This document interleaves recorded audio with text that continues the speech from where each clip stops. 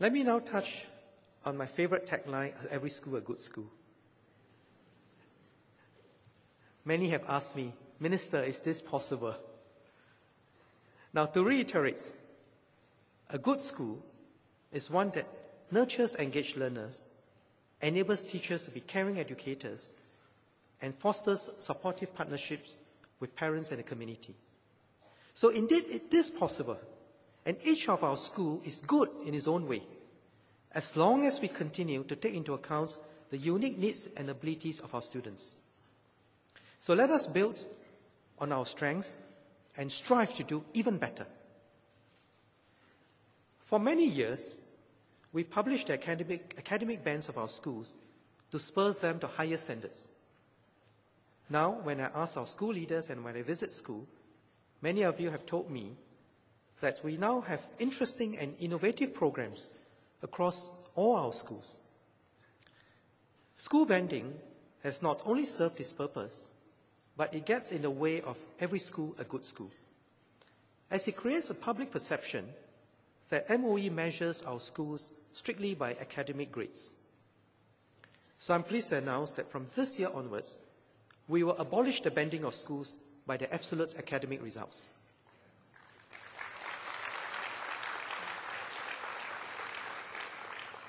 The fact is that there is no single yardstick to measure how good our schools are. To give parents more comprehensive information on our schools, we have enhanced our school information service. Parents can now search for schools based on a range of attributes such as distance, CCA, niche areas, and special programs.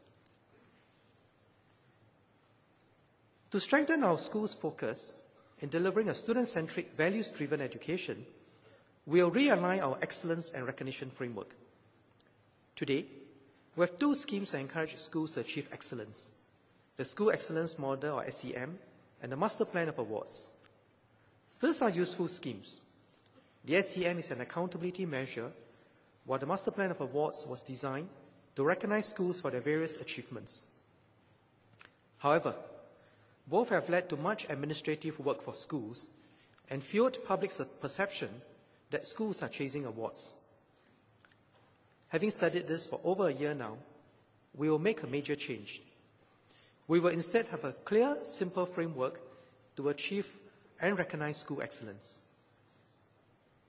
We will replace the Master Plan of Awards with a new way of recognizing schools and their best practices.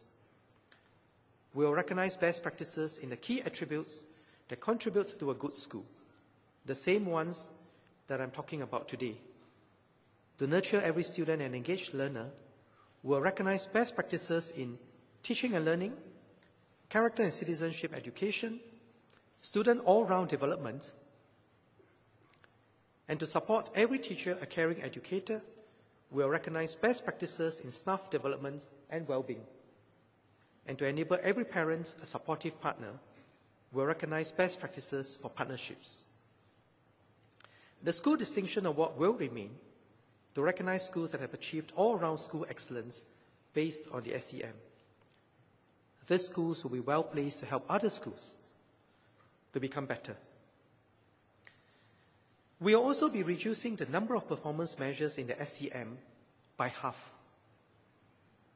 The changes will reduce workload on reporting. More importantly, the new framework helps sharpen our schools' focus on putting students at the core of their daily work and on having educators and parents work together in this collective undertaking. As the name Best Practices suggests, the goal is to share and learn. We should be generous in sharing and humble in learning. To facilitate this, we will set up an online repository of good school practices. For every school to be a good school, we cannot have cookie-cutter schools. Let us aim for a diversity among schools, each with its own niche area and peak of excellence. In fact, many schools are developing interesting niche programs, ranging from visual arts at St. Anthony's Primary to Wushu at Hong Wen School and environmental education at Woodgrove Secondary. Allow me to show you a video of Hougang Primary School which has made outdoor activities a part of their school identity.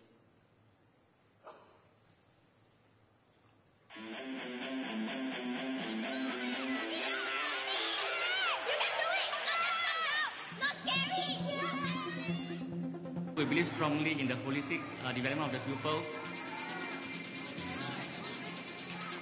and we hope to achieve this through OAE.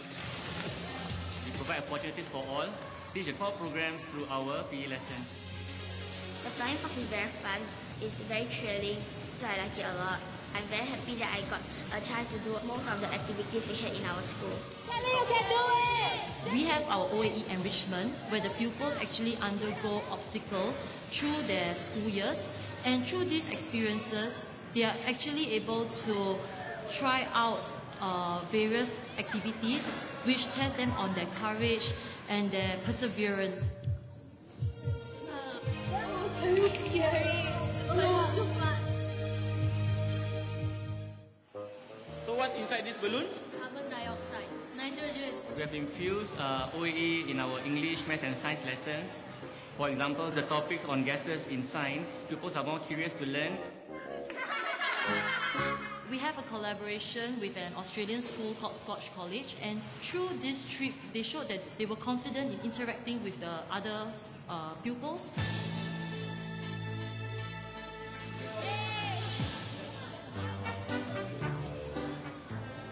Very well. Okay, just put your hand there.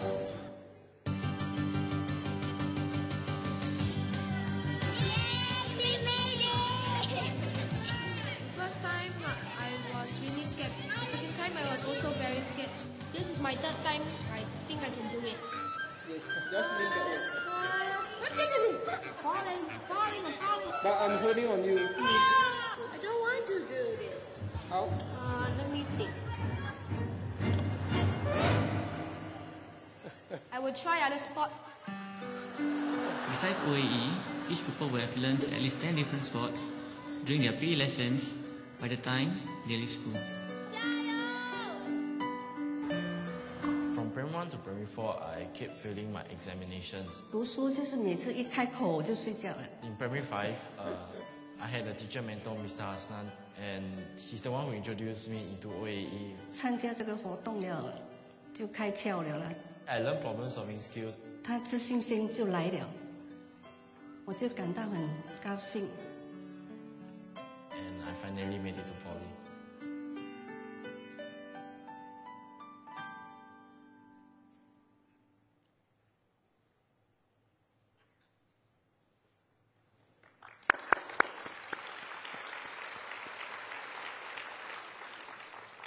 For all our school leaders and teachers who would like to do this, you are welcome to. As you can see, for students like Natalie, Kelly, Ryan, and Marcus, such experience offers them something quite different from what they can experience in a classroom.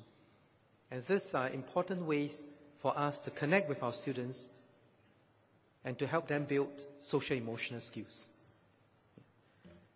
Today, 191, or about half of all schools, have a niche area.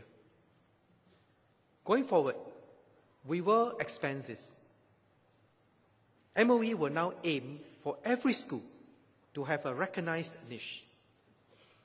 We will make an important investment. Over the next 5 years, MOE will commit a total of $55 million to enable every school to build its own niche. We are also reviewing how we allocate resources to schools. Currently, schools are allocated budgets and teachers in proportion to the student enrollment. To help schools better cater to every student, we are studying a needs-based approach to resourcing. First, we'll be looking at allocating more resources to help low-progress students. For students with weaker foundations, more individual attention can help them.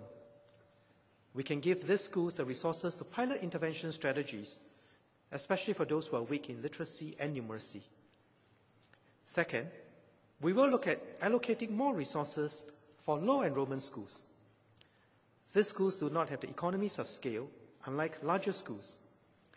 Allocating more resources would allow students in these schools to enjoy a wider range of school programs and CCA. We'll announce details on this later. To make all schools even better schools, there must be excellence with collaboration.